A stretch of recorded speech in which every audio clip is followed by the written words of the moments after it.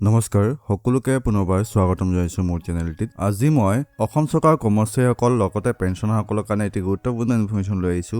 ভিডিঅ'টি আৰম্ভ কৰাৰ আগত সকলোকে এটি ৰিকুৱেষ্ট, আপোনালোকে কাইণ্ডলি মোৰ ভিডিঅ'টি স্কিপ নকৰাকৈ শেষলৈকে চাই থাকিব। অসম চৰকাৰ কৰ্মচাৰীসকল বিশেষকৈ শিক্ষক সমাজৰ বাবে আজি এটা গুৰুত্বপূৰ্ণ আপডেট আহিছে, যিটো পোনপটীয়াকৈ অষ্টম দৰমহা আয়োগৰ সৈতে জড়িত। অসম চৰকাৰ স্কুল এডুকেশ্যন ডিপাৰ্টমেণ্টে এখন অফিচিয়েল লেটাৰ জাৰি কৰিছে, যাৰ বিষয় হৈছে অষ্টম দৰমহা আয়োগৰ সৈতে জড়িত আবেদনসমূহ আগবঢ়োৱা। এই লেটাৰ যোগে স্কুল এডুকেশ্যন ডিপাৰ্টমেণ্টে ফাইনেন্স ডিপাৰ্টমেণ্টলৈ মুঠ 8টা পৃথক আবেদন বা ৰিপ্ৰেজেণ্টেশ্যন আগবঢ়াইছে। এই আবেদনখনত বিভিন্ন শিক্ষক সংগঠন আৰু এছ'চিয়েশ্যনে অষ্টম দৰমহা আয়োগৰ দাবীসমূহ আগবঢ়াইছিল। এই অফিচিয়েল অৰ্ডাৰখনত 8 জানুৱাৰী 2026 তাৰিখে আণ্ডাৰ ছেক্ৰেটাৰী মনোৰঞ্জন তালুকদাৰৰ দ্বাৰা ডিজিটেলি চাইন কৰা হৈছে। ইয়াৰ অৰ্থ হৈছে শিক্ষকসকলৰ দাবীসমূহ এতিয়া আধিকাৰিক ৰূপে ফাইনেন্স ডিপাৰ্টমেণ্টলৈ প্ৰেৰণ কৰা হৈছে আৰু আগলৈ ইয়াত প্ৰয়োজনীয় কাৰ্যব্যৱস্থা লোৱাৰ সম্ভাৱনা বৃদ্ধি পাইছে। এইটো হৈছে এটা প্ৰচেছ, কিন্তু এয়া চূড়ান্ত সিদ্ধান্ত নহয়, কিন্তু অষ্টম দৰমহা আয়োগ সন্দৰ্ভত এটা গুৰুত্বপূৰ্ণ